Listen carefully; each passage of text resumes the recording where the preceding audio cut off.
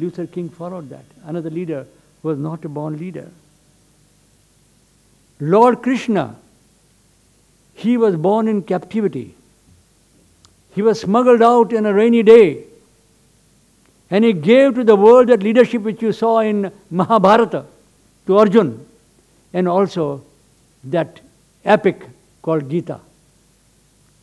Unheard of philosophy in any religious book of the world.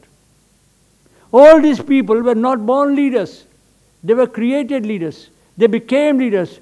You can be also the leader, not only merely political leader, but you can be also leader in your own profession of payroll. Why not? Because some of you, as I see, are within the 30s, and 20 years when the demographic things rises higher up, you will be giving this leadership to the other payroll professions in the world. Friends, to be effective leader, to lead the workforce, what are the types of leaders we usually see? The autocratic leader. What is the autocratic leader?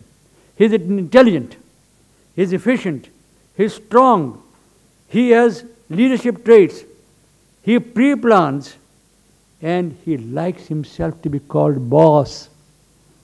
B-O-S-S in capital. Friends, but has any autocrat who has worked through force, through annihilation, through anarchy, ever succeeded? You have seen the fates of Hitler, Gaddafi, Hosni Mubarak, Saddam Hussein. There are laissez-faire type of leaders. They are leaders because they happen to be the son-in-law or brother-in-law of the chief of the corporate concern. They are leaders because they have some sort of a lineage. They don't believe, they do not know, they have no knowledge about the leadership which they are providing already. They are never successful. But there is a third type of leader. The leader who believes in group leadership, like we have in our country. Democracy, which at Gettysburg, Abraham Lincoln defined as the government of the people, government by the people, government for the people. In your organization where you are working, how many of you are working already in some organizations? Please raise your hands. Most of you. In your organization, you would be having some leader in your particular area of field. Try to see and analyze how he works, how he leads a force, which is one of the forces you yourself. And he therefore has a type of belief that I am not everything. It is we who are everything. That we must work together to produce results. Friends, most of the national non-governmental organizations, most of the politics, particularly in democratic countries, are democratic leaders. But exceptions are under the garb. Exceptions under the garb of democracy, Mayawati, though she has produced stupendous results.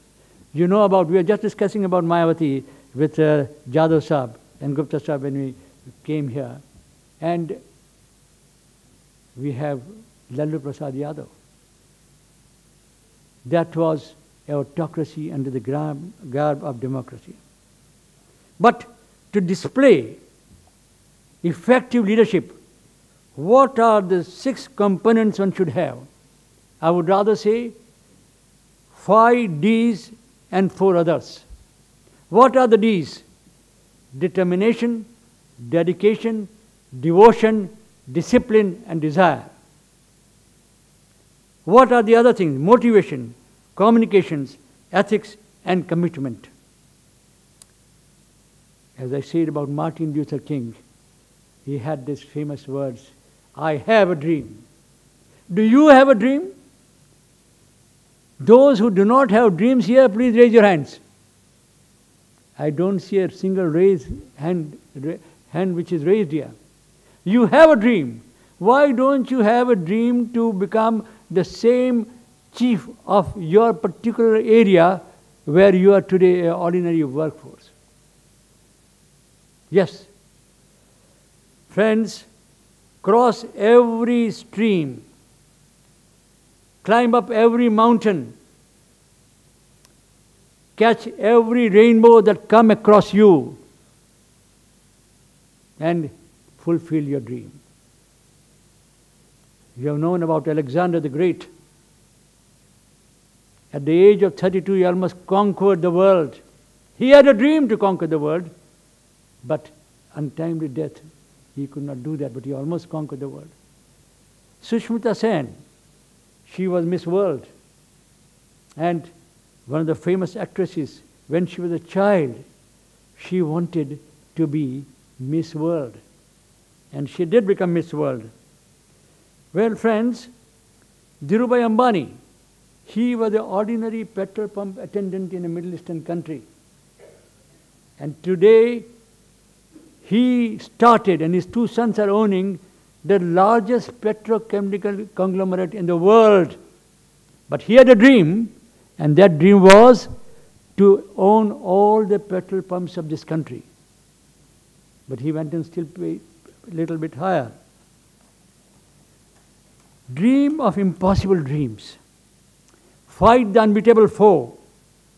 Bear the unbearable sorrow, and run where eagles dare not. And then you will succeed. Remember one thing. Your path, as you want to go up in your hierarchy, will not be roses, roses all the way. It will be just like a pendulum between smile and tear. But remember, you have a dream.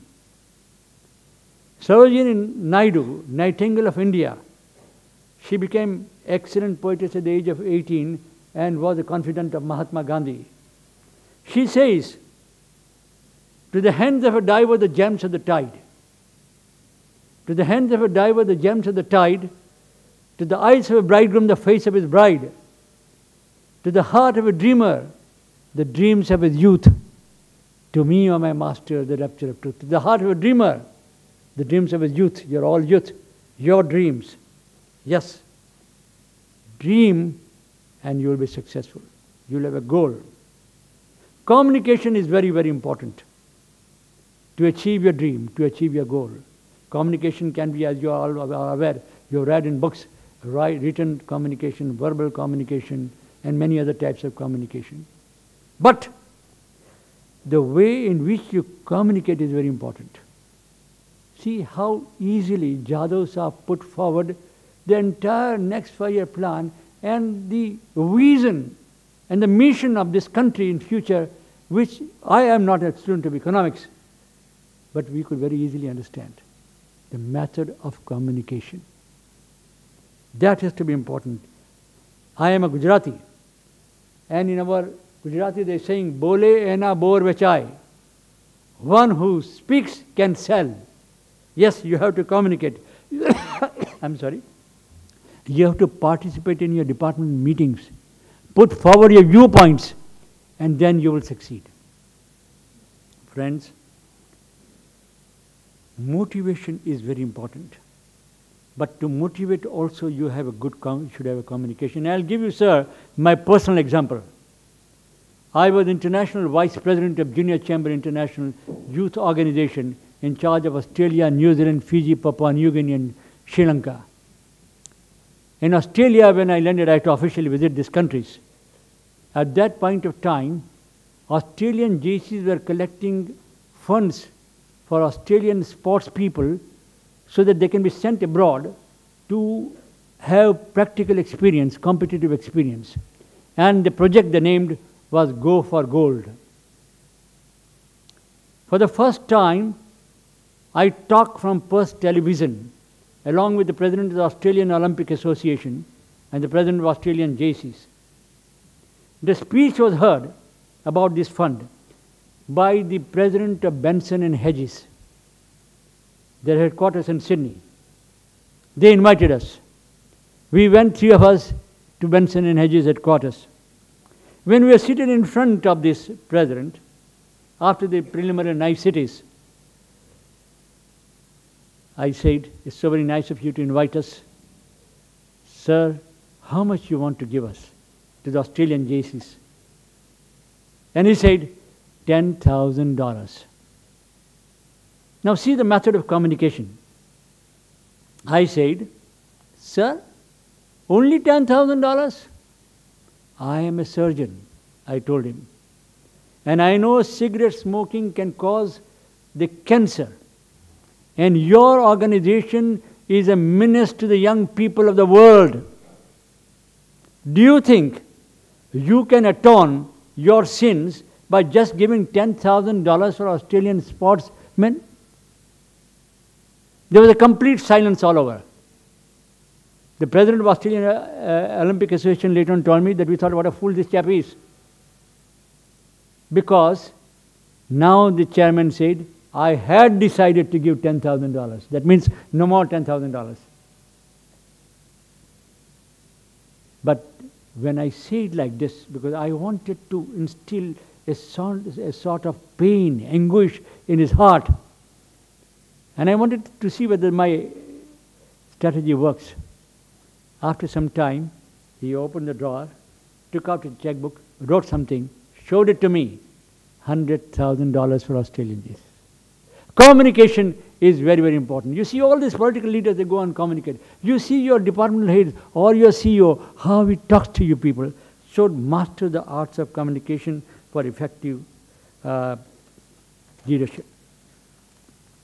Friends, ethics and conviction are very important in any organization. In IIM, Ahmedabad, Indian Institute of Management, which is the foremost institution of management in this country, they show to the management students films. Film of Benegal on making of the Mahatma. Film on Joan of Arc. Or those from England, they know about that famous picture of 1939, Goodbye Mr. Chips. Mr. Chips was become very popular in a village where he helped everybody. And when he retired, the entire village came up to bid him farewell. To make people understand, the management should understand that besides frauds that we see in this country, besides the evasions, tax evasions, there is something which has been inherent in this country through Mahatma, and that is ethics. So ethics, and you must try to follow ethics, and you'll be able to see that you succeed. But what are the apparent, how do you effectively lead your workforce? And one most important thing is understanding human beings. Every human being is separate, they're different. They have likes, they have dislikes, their own depression, their own elevations. But as a leader, you have to learn the pulse of these people and then behave accordingly with them, and then see that you have to understand the human psyche to make him work and to make him succeed along with you. You must satisfy the ego of your followers. Ego is very, very important. If you hurt the ego, you are gone. He will not help you, he will not support you. He will try to bring obstacles in your way. So you must try to support the ego. And how do you support the ego? Whenever somebody does good in your organization under you, praise him in public. But if he's done something wrong, call him to your cabin and then fire him in private.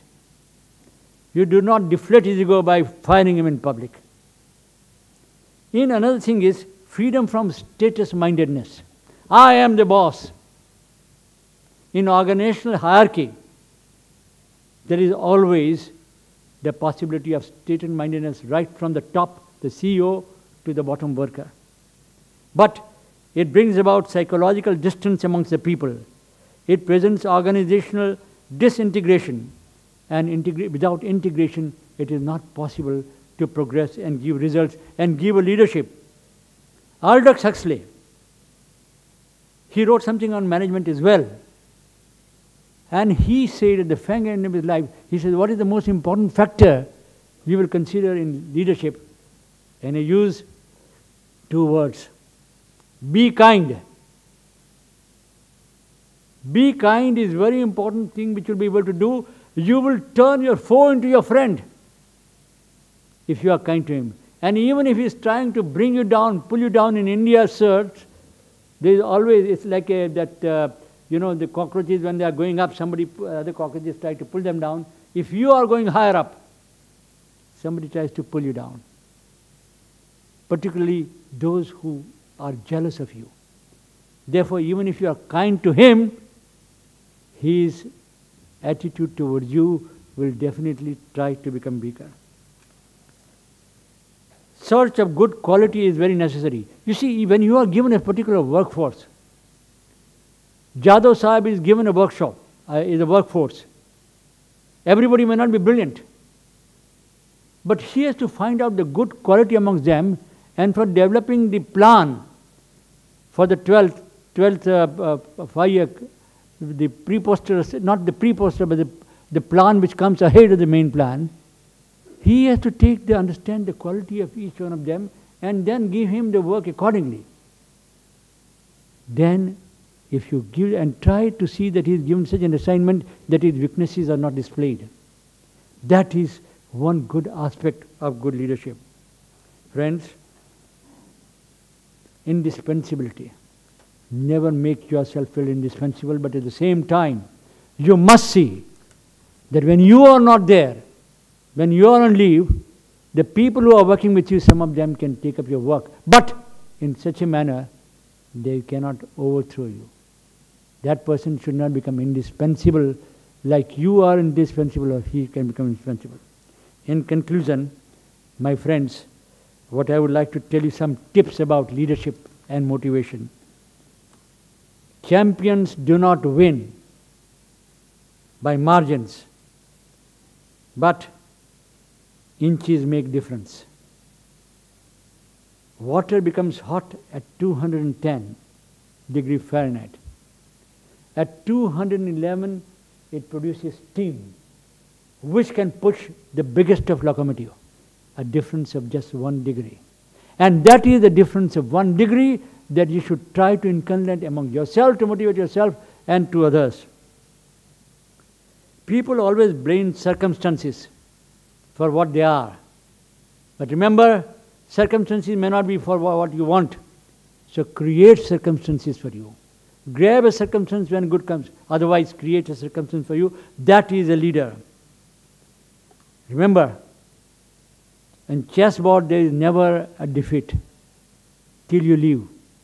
Never quit. Quitters never win. Winners never quit. There are two kinds of failures. Those who thought and never did, and those who did and never thought.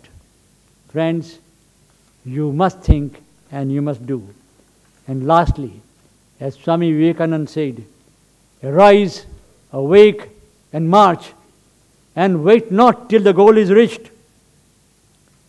The world you desire is real. It exists. It is possible. It is yours. So go ahead and grab it. Thank you.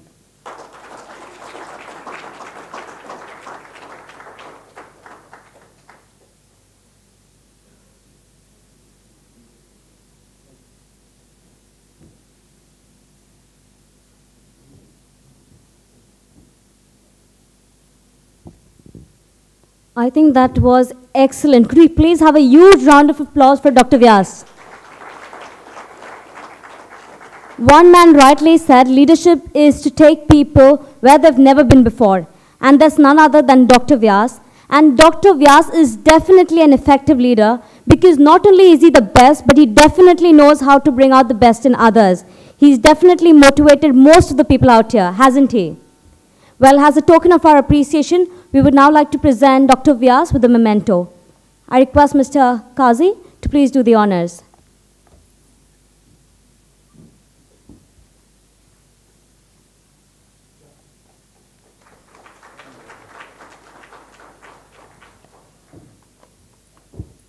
Well, to carry on with the proceedings of the next session, can I please have on stage Mr. Pratik Vaidya.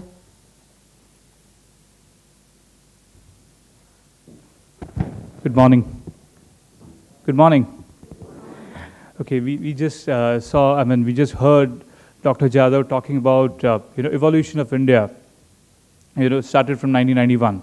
But if you look at 100 years of evolution of HR, there have been a lot of ups and downs. There have been years of turmoil and years of fruit bearing as well. It just dealt with one particular factor. And what is the factor? People with the unique needs, wants, and job satisfaction, right? Right from the years of evolution union, in the early 900s, there was a union movement, right? 1912, it started with INTUC. So right from the years of union to employer relationship, to we say personal administration, which came in 70s and 80s, to then it came to participative management, and recent thing is about being a strategic partner, having full-time role in shared services. So there's a sea change in the, how the growth is harnessed, especially in the HR field. Not to say more, I'll leave the floor for a dignified speaker. I would request Malita to please invite Mr. Aditya Malik on stage, please.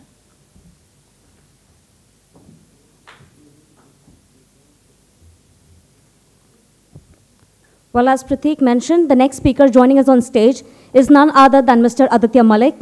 Mr. Aditya Malik is a senior partner at Loomis. He comes with over 17 years of experience across delivery management, customer service, operational excellence, quality, transitions, and HR. At Alumnus Partner, Aditya is focused on operations within the education and human capital services domain. Prior to Loomis, Aditya was with BA Continuum, a wholly owned subsidiary of the Bank of America, where he was a part of the senior management team, heading functions like quality and change delivery, migrations, and HR. He has also worked with organizations like GE Capital and American Express in various leadership roles across operations, delivery, and quality. Aditya is a certified Master Black Belt and holds a Master's in Business Administration from the Pune University. Could we please have Mr. Aditya Malik?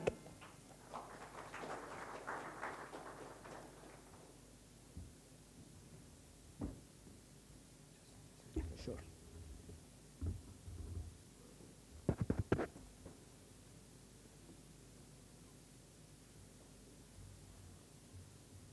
So I have the easy task or a tough task of following the speakers like Dr. Jadhav and Dr. Vyas and just between the break. So you can, and even the computer refuses to start because of that. So just bear with us for a couple of seconds.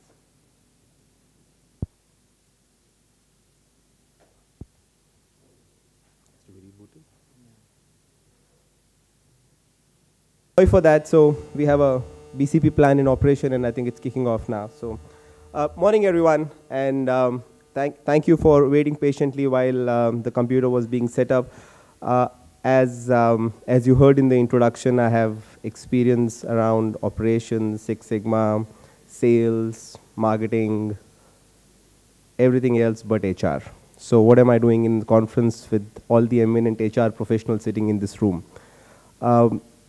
In my 17 years of career, for fighting with HR, for most part of my career, I had the privilege for leading HR for last 2 years. For those of you who have HR experience, they would know that business guys and the HR team has a very healthy relationship, and healthy in quotes, for most part of the career. And I was one of those fortunate ones who also had a healthy relationship across my career. And my HR partners who have supported me still are very good friends.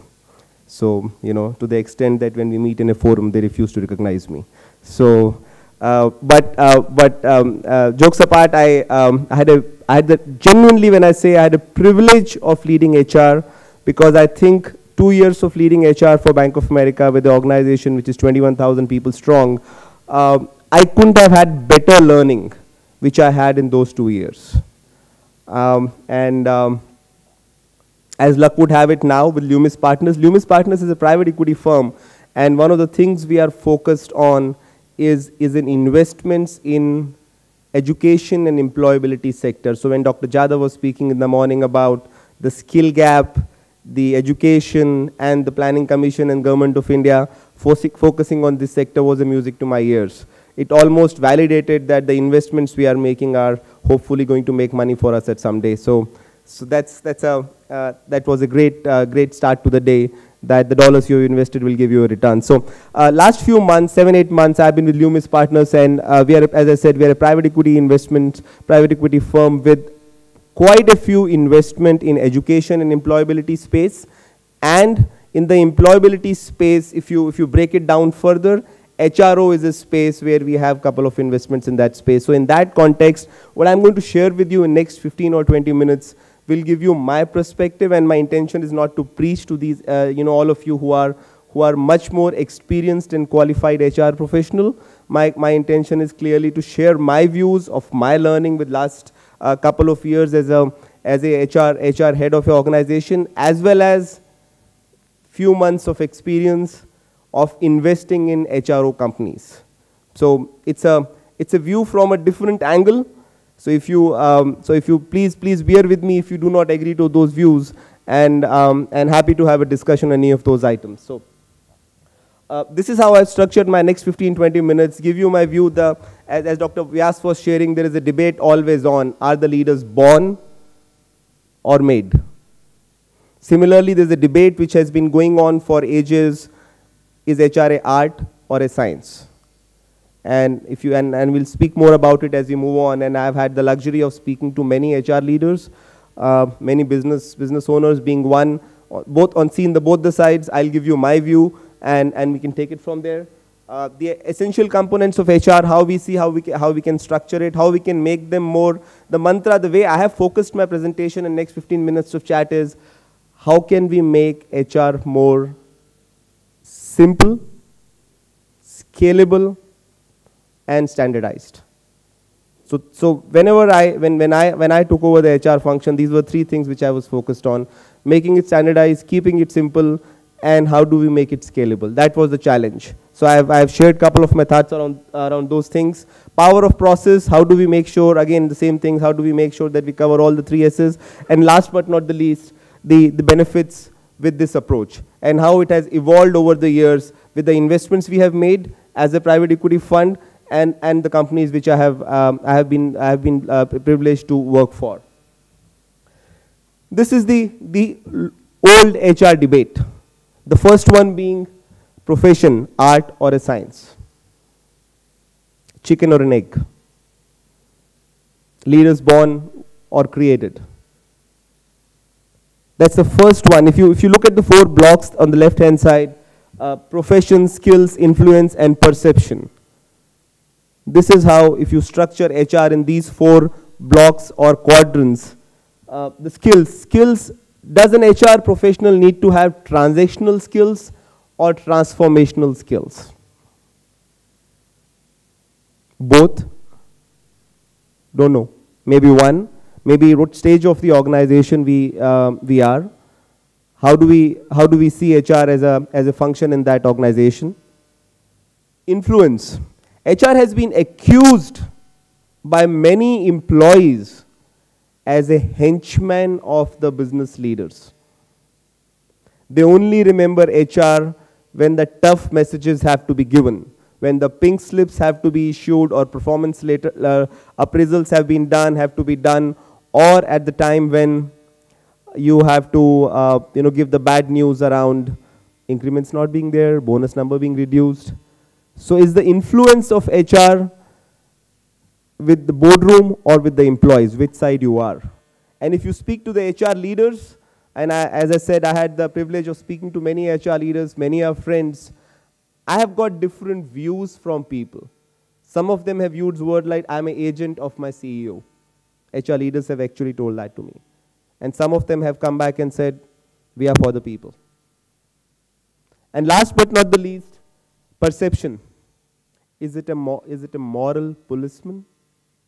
Anything going wrong, please take permission from HR. Do you want to wear jeans on a Friday or a Saturday? Let's go and take permission from HR. Do you want to do this? Let's take permission from HR.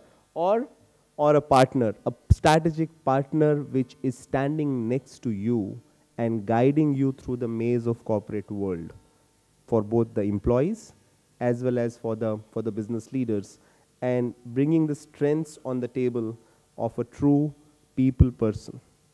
So these four components, as we see, are the classic HR debate. There's no right and wrong answer, as there's no right and wrong answer for many things in life. But as we move through these next couple of slides, next 4 or 5 slides, keep these themes in mind as we build our discussion in next couple of slides.